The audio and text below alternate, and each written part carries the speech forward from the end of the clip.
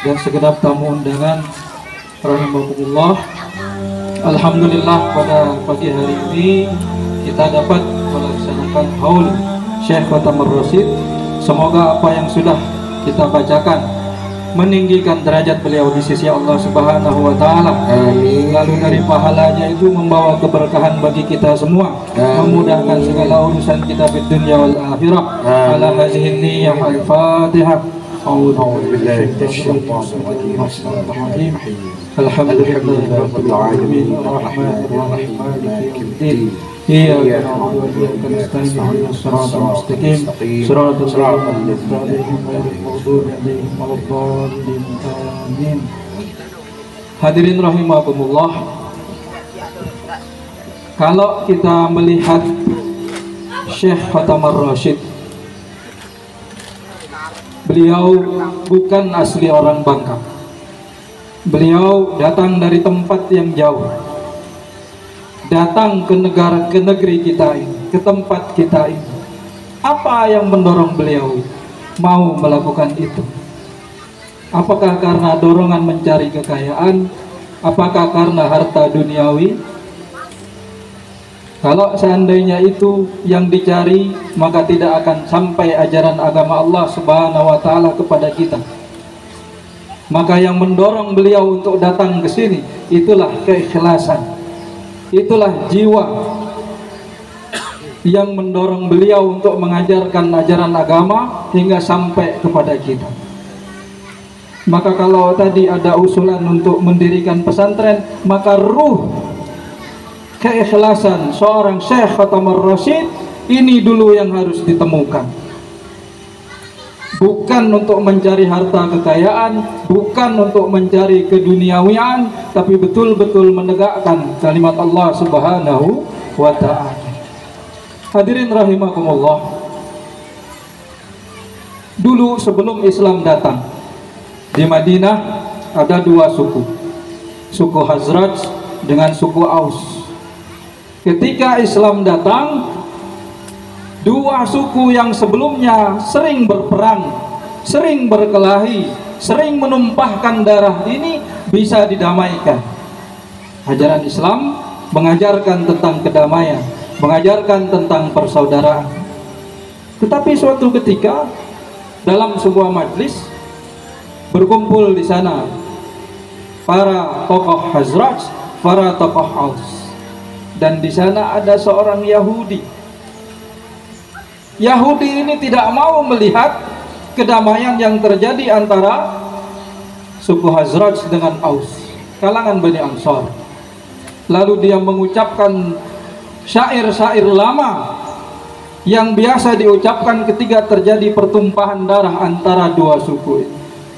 Satu, lalu terpancinglah amarah kedua suku itu, sampai akhirnya apa? As-silah, as-silah, semuanya siap mau berperang. Ketika itu turunlah ayat Al-Quran, ya ayyuhallazina amanu in tuti'u fariqam minallazina utul kitab yaruddukum ba'da imanikum kafirin. Hai orang-orang yang beriman, kalau kalian dengarkan itu hasutan, provokasi dari orang-orang ahli kitab, kalian akan balik lagi menjadi orang kafir. Maka api permusuhan yang sudah tersulut, sudah terprovokasi itu hilang seketika. Dari sini hadirin rahimakumullah, yang ingin kita ambil apa sebetulnya manfaatnya, faedahnya, pelajarannya, bahwa Al-Quran itu adalah solusi bagi kehidupan. Bahwa ajaran agama itu bukan ritual saja, bukan hanya sekedar sholat, bukan hanya sekedar baca Quran, tapi isi Al-Quran, isi ajaran agama itu adalah solusi bagi kehidupan kita. Hadirin rahimakumullah, dulu kebiasaan orang Yahudi kalau perempuannya haid itu tidak boleh ikut makan bersama, tidak boleh ikut minum bersama, bahkan dikeluarkan dari rumah. Dan di antara kaum muslimin pada waktu itu ada yang mengikuti kebiasaan ini, sehingga kaum wanita muslimin yang pada waktu itu di dalam perasaan dirinya mengalami keguncangan, didiskriminasikan, direndahkan kedudukannya daripada kaum pria. Lalu datanglah ayat Al-Quran, wa yas'alunaka 'anil mahid qul huwa azan fa'tazilun nisaa fil mahid. Di dalam ayat ini diajarkan bahwa tidak perlu menjauhi perempuan yang haid sampai sedemikian rupa mengikuti apa yang dilakukan oleh orang Yahudi, tapi hanya saja tidak boleh melakukan hubungan suami istri, hanya itu saja. Maka kembalilah derajat kaum wanita di kalangan umat Islam. Ini contoh yang kedua, bahwa ajaran agama adalah solusi bagi kehidupan kita, bukan hanya sekedar ritual yang kita laksanakan tanpa kita hayati maknanya dan apa ajarannya untuk kehidupan kita. Contoh yang ketiga, hadirin rahimakumullah, sebelum terjadi pengharaman khamr,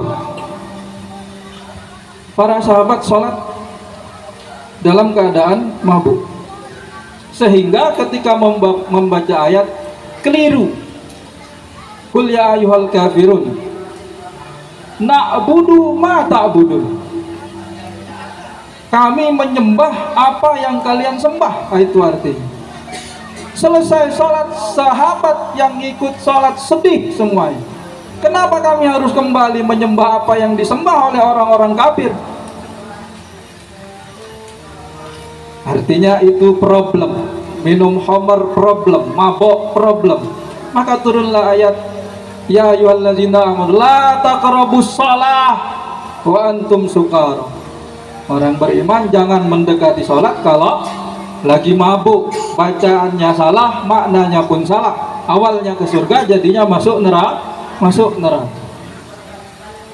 Maka hadirin rahimakumullah, ayat Al-Quran, ajaran agama kita ini bukan hanya sekedar ritual.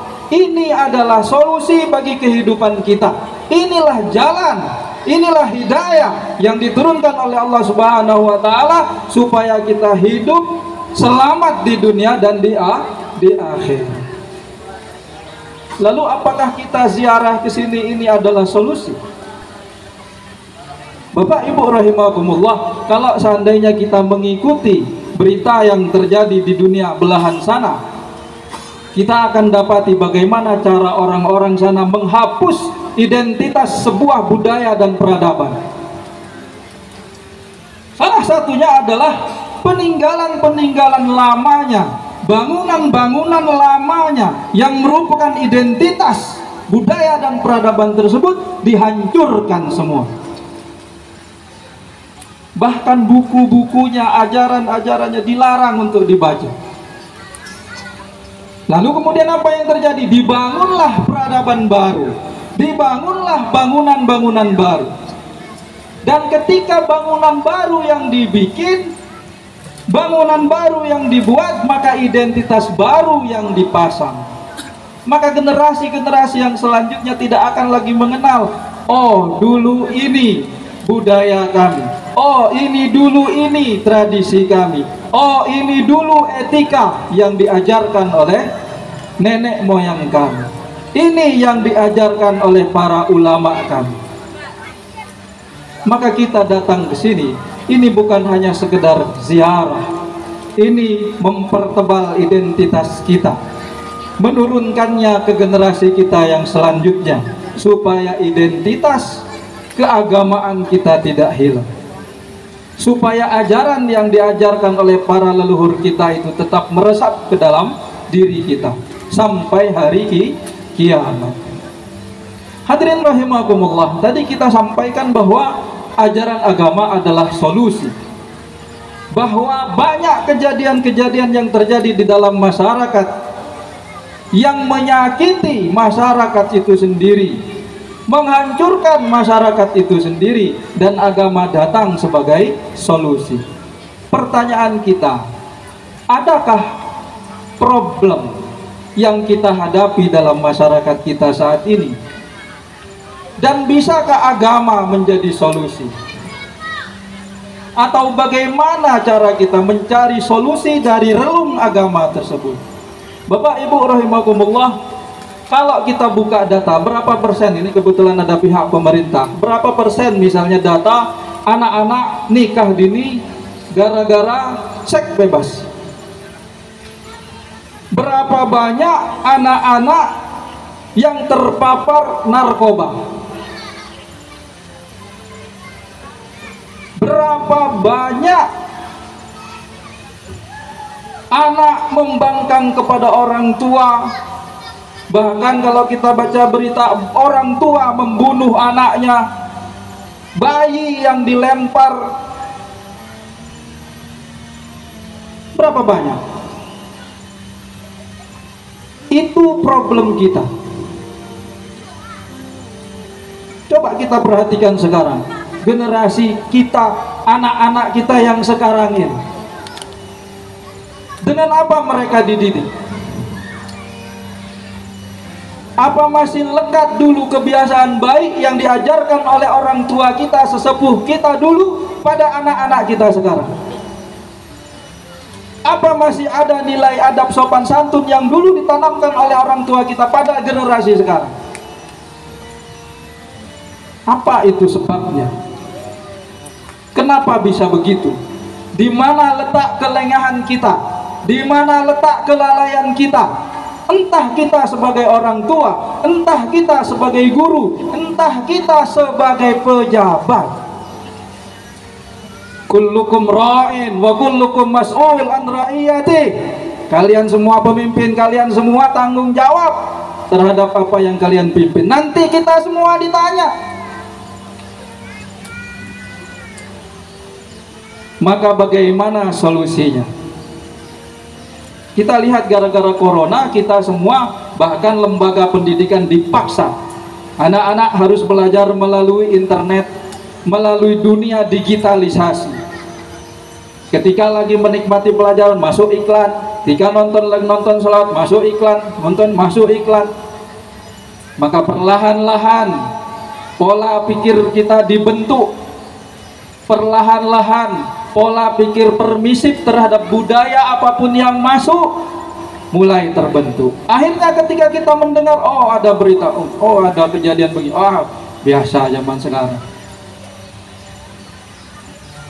maka hilang amar ma'ruf nahi mungkar. Kenapa? Karena pola pikir yang sudah terbentuk.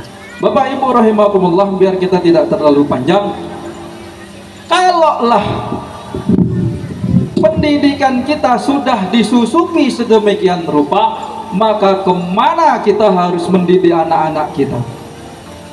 Kemarin kita sempat berbicara dengan beberapa rekan, sampai mengatakan ini masa kritis untuk anak-anak kita, sebelum mereka terpapar oleh ajaran-ajaran yang datang dari luar.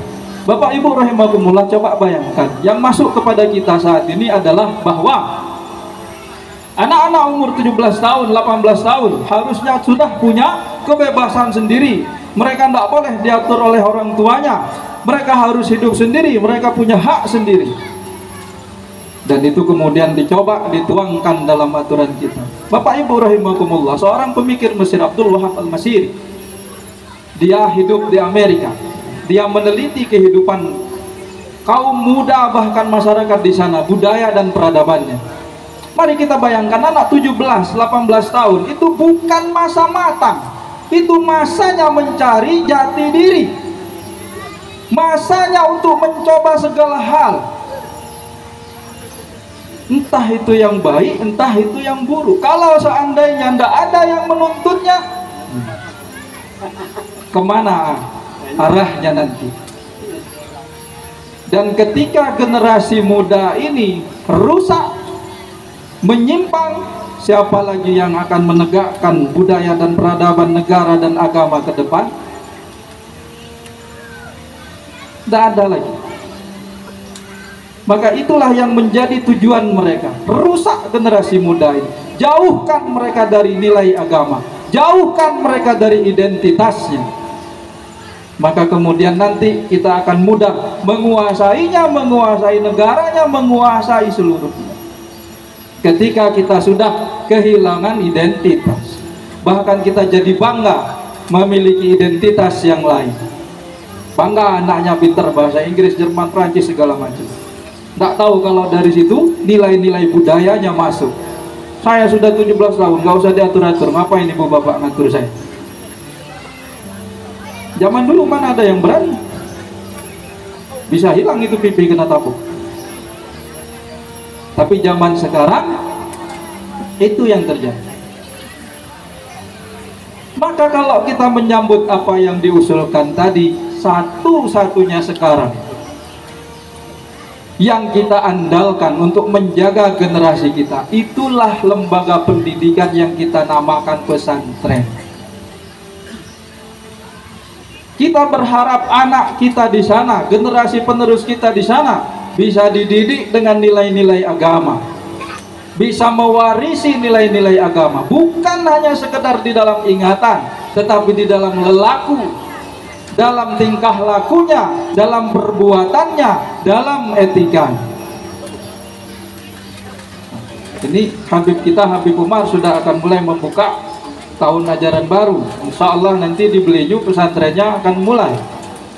Maka sebelum yang di Bake ini dibuka, masukkan semua anaknya ke sana. Nah, ini kadang yang jadi masalah ini bukan anaknya, yang jadi masalah adalah orang tuanya. Ibunya nangis nggak sanggup berpisah dengan anaknya, kadang bapaknya lebih parah dari ibunya. Kalau seandainya bapak sama ibunya yang cengeng nggak mau berpisah, anaknya nggak apa-apa mau berpisah. Nah, ini problem orang tuanya. Yang nanti gara-gara ini nanti ketika anaknya ini nggak terdidik dengan nilai agama, justru menjadi pembangkang pada orang tuanya. Nah, itu memang hasil cengengan tadi. Maka bapak ibu sekalian, masukkan anak ke pesantren. Nggak usah cengeng-cengeng. Nak, yang penting kamu dapat ilmu. Mau berapa tahun pun kamu di pesantren, masuk. Ibu tidak peduli, bapak mau banting tulang apa segala macam, yang penting kamu terdidik dengan ajaran yang baik. Karena sekarang kita harus jujur melihat keadaan, bagaimana rupa pendidikan kita, bagaimana rupa ajaran yang masuk. Memang kita sudah berusaha semaksimal mungkin menjaga, tapi musuh yang masuk kepada kita, menyusup ke dalam ajaran kita, itu jauh lebih luar biasa. Maka kita butuh benteng. Tapi bapak ibu sekalian juga harus pilih-pilih. Pilih pesantren yang sesuai dengan apa yang kita yakini selama ini. Keyakinan kita selama ini bukannya tidak ada dalil, tapi bisa jadi kita yang belum sampai ke dalilnya. Kalau nanti kemudian masuk anaknya ke tempat, lalu di situ diajarkan, ya ini bid'ah, ini bid'ah, ini bid'ah. Ketika pulang, ibu bapak ini bid'ah semua isinya. Sesat ini ibu bapak. Ini kalau yang masuknya ke yang sini susah juga kita. Nah, maka pilihlah. Hemat kami, hanya inilah lembaga yang bisa menyelamatkan kita. Maka mari ayo kita hidupkan bersama. tapi pilih dengan teliti dan seksama. Hadirin rahimakumullah, mohon maaf untuk segala kekurangan. Mungkin ini yang bisa kami sampaikan. Untuk segala hal yang tidak berkenan kami mohon maaf, beri ampun. Billahi taufiq wal hidayah. Assalamualaikum warahmatullahi wabarakatuh. Waalaikumsalam warahmatullahi wabarakatuh. Alhamdulillah, Al-Mukarram Al-Ustadz Suhardian Syah LCMA telah memberikan Botul Hasanah. Mudah-mudahan apa telah disampaikan berupa nasihat, mudah-mudahan bisa membekas, bisa mengambil ikhtibar, dan insya Allah dalam keridhaan Allah Subhanahu wa Ta'ala. Sebelum kita memasuki Botul Hasanah yang kedua, ya selamat datang kepada Bapak